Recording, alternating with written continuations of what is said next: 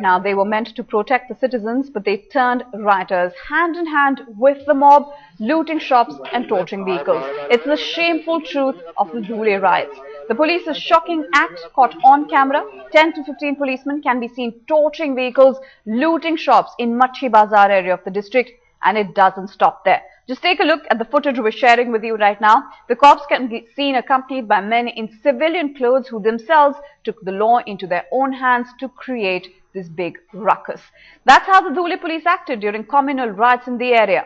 Communal violence broke out in Dhule on the 6th of January after a small tiff that erupted over a payment of a hotel bill. The riots claimed 6 lives, left many others injured. Well, that's the big story we're tracking for you right now. The big question is, why has no concrete action been taken against the erring cops?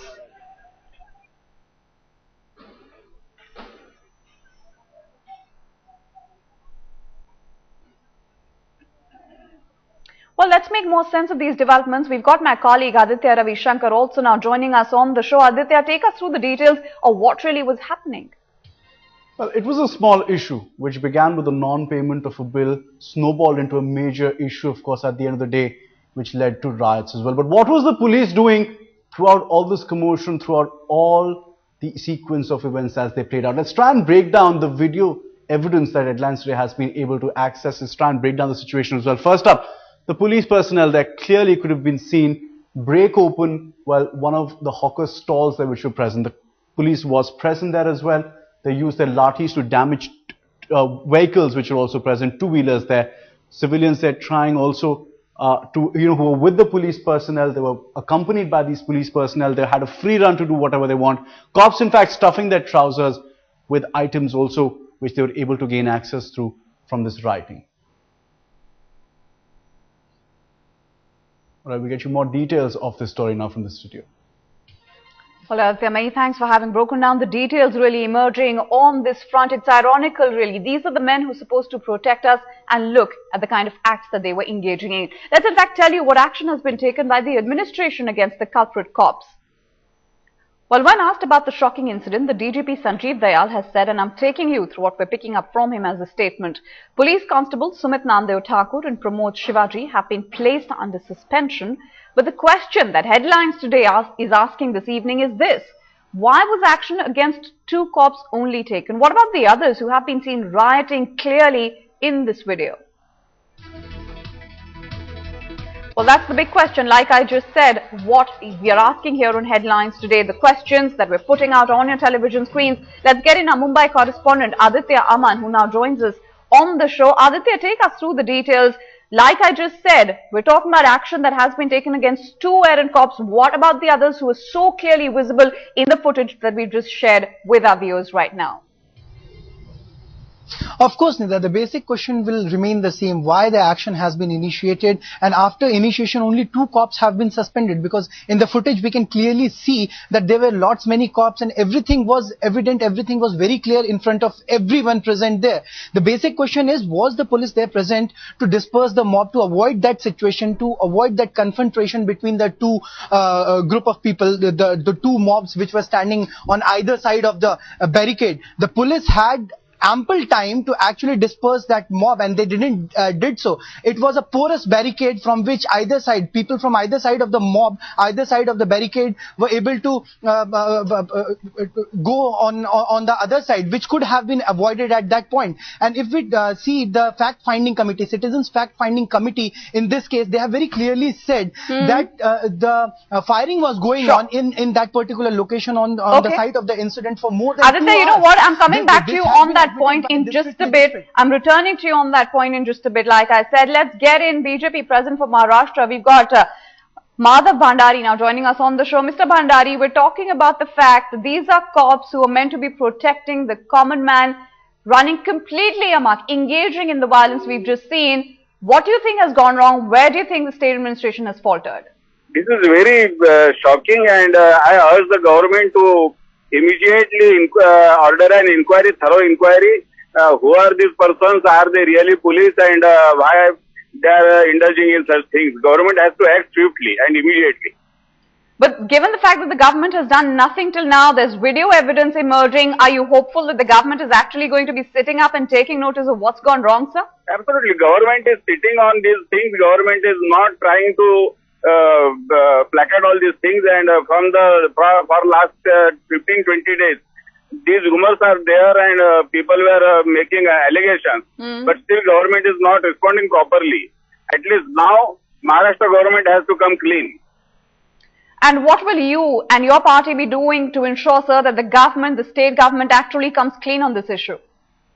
No, we shall praise for this our leader of opposition, Mr. Eknathji Khadse. He was there twice and he has also inquired in this matter, and we shall pressurize the government for taking action. All right, Mr. Madhav Bhandari, appreciate you joining us here on this show that we're putting out here on Headlines today, showing the real face of the cops as far as the Dhule riots are concerned. Aditya, let me just come back to you on that point that you were taking us through. You know, as far as things are concerned, it seems no concrete action so far against the errant cops. The big question right now is, are we expecting anything to change given the sort of defense that has come forward from the top cop on this matter? It doesn't seem so, because they don't have much to say in this particular case, because we have seen, as the district magistrate himself has admitted on record, that the firing was going on there for more than 2 hours. In these kind of situations, firing doesn't take for more than this long hours, and firing was continued for 2 hours at that point. Also, we have found that the police in these conditions are always said to fire below the knee. This is the standard procedure which they follow in these kind of situations. But we have found that there were many bullets which were found on the rooftops of the glaring loopholes, Aditya. What you're taking us through is the kind of loopholes, the plug holes that still need to be sorted out, questions that still need to be answered. Let's get Eknath Khadse, leader of opposition in the Maharashtra government, now joining us on the phone line. Mr. Khadse, how outraged are you by what we're sharing with our viewers right now, and what you plan to do about it? Hello. Mr. Khadse, can you hear me? Yeah, correct. आवाज दूसरी आ रही है जी हाँ बोलिए जी। खाटसे साहब, मैं आपसे ये सवाल करना चाह रही हूँ, जो हम स्टोरी दिखा रहे हैं, पुलिस जो कि आके खुद राइट्स में एंगेज कर रही थी, आपकी गवर्नमेंट क्या करेगी इंश्योर करने के लिए कि ये जो कॉप्स हम अपनी टीवी पे देख रहे हैं उनके खिलाफ एक्शन लिया जाए? दुनिया में All right, we'll just try. Mr. Khadse, just as last time, can you hear me? Is my question clear to you, sir? ठीक सुनने आ रहा है जरा बहुत. All right, we'll just try to go back to Mr. Khadse in just a bit when we can. Aditya, I'm sorry to have interrupted you, but you were taking us through the kind of loopholes that exist in this case. Just break down the details of those loopholes that we're staring at.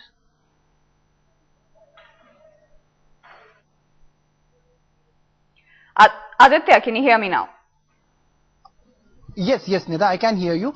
We are going through the whole incident. The incident broke out on 6th of January. The police was present before the incident actually started, and police was present before 3 hours. Before 3 hours at the location, police made a barricade. They embarked both the mobs on either side of the barricade. They told them that you have to stay there. The police didn't try to disperse the mob from there. They didn't try to scatter the mob from there. They were present there, both on the both sides of the barricade. A mob was present there. The barricade was very much porous. Anybody from either side of the mob can go on the other side. And when the police actually started the action, they started the action with bullets.